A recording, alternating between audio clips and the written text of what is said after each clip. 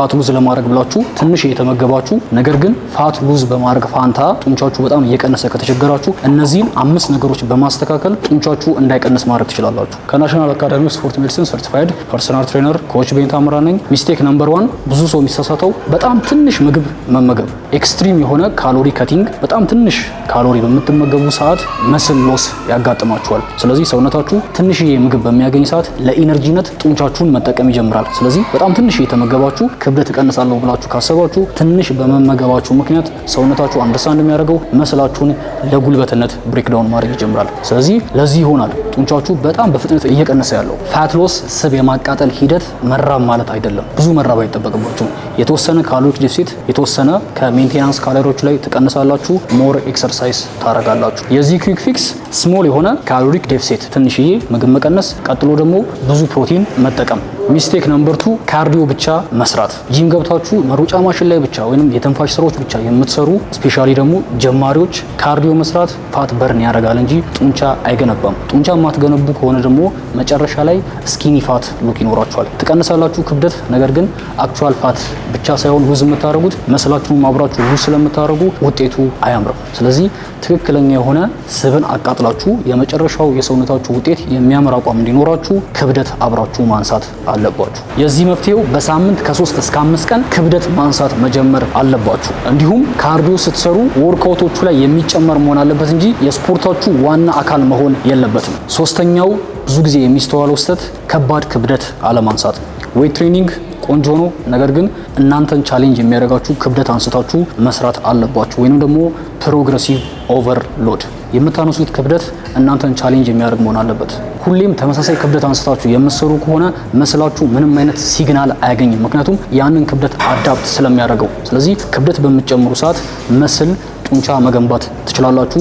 መጠኑ እየጨመረ ይሄዳል። የዚህ መፍትሄው በሂደት ክብደታችሁ የምታነሱትን ክብደት እየጨመራችሁ መሄድ ወይንም ደግሞ ክብደቱን መጨመር ካልቻላችሁ ድግግሞሹን መጨመር ካልቻላችሁ ዙሩን መጨመር ትችላላችሁ። አራተኛው ስህተት ብዙ ጊዜ የሚስተዋለው በቂ ፕሮቲን አለመመገብ። ይሄን ብዙ ጊዜ ሰምታችሁት ሊሆን ይችላል። ፋት ሎስ ፕሮግራም ላይ ሆናችሁ ጡንቻችሁ በፍጥነት እየቀነሰ ያለው ትንሽ በመመገባችሁ ብቻም ሳይሆን በቂ ፕሮቲን እያገኛችሁ ስላልሆነ ነው። ፕሮቲን ያላቸው ምግቦች ኤክስፔንሲቭ ሊሆኑ ይችላሉ፣ ነገር ግን ብዙ አማራጭ አላችሁ።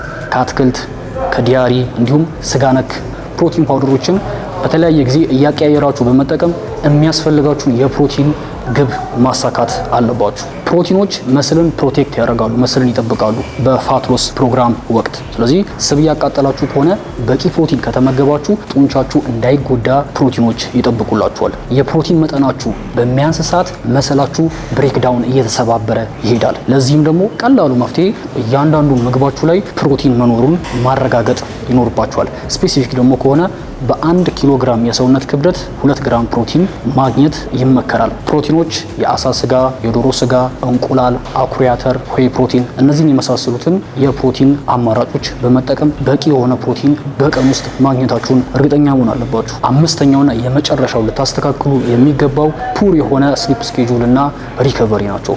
በቀን ውስጥ በቂ እንቅልፍ የማታገኙ ከሆነ ሰውነታችሁ ስትረስ ሆርሞኖችን ይጨምራል፣ ወይም ኮርቲዞል የሚባሉ ሆርሞኖች ሰውነታችሁ ላይ መጠናቸው ይጨምራል። በዚህ ሰዓት ፋት ሉዝ ለማድረግ አስቸጋሪ ከመሆኑ በላይ በቂ የሆነ ቴስቶስትሮን ሰውነታችሁ እንዳያመነጭ በማድረግ ጡንቻ ለመገንባት አዳጋች ይሆንባችኋል። በቀን ውስጥ ከ7 ሰዓት እስከ 9 ሰዓት በቂ እንቅልፍ ለማግኘት ሞክሩ። ከወርክአውት በኋላ ከባድ ስራዎችን አለመስራት፣ ሬስት ማድረግ፣ ይህም ጥሩ የሆነ የሪከቨሪ አማራጭ ነው። እነዚህን የነገርኳችሁን 5 ነገሮች በማስተካከል ፋት ሎስ ፕሮግራምን ኢንጆየብል ማድረግ ትችላላችሁ። እንዲሁም ፋት ሉዝ እያደረጋችሁ ጥንካሬያችሁን ጠብቃችሁ የጡንቻ መጠናችሁን እየጨመራችሁ ማስኬድ ትችላላችሁ። አይ ሆፕ ይሄን ቪዲዮ እንደወደዳችሁት፣ ቪዲዮን ከወደዳችሁት ላይክ በማድረግ ቻናሌን ሰብስክራይብ በማድረግ ሰፖርት ለምታደርጉኝ ከልብ አመሰግናለሁ። ሰብስክራይብ ያላደረጋችሁ ደግሞ ሰብስክራይብ በማድረግ ቤተሰብ ሁኑ። ይህን ቪዲዮ ስፖንሰር ያደረጉልን ኤሌፋንት ኢንስቲትዩሽን ናቸው። ታች ላይ ባለው ቁጥር ደውሉላቸው። ጥሩ የሆኑ የስፖርት ሰፕሊመንቶችን ያቀርባሉ።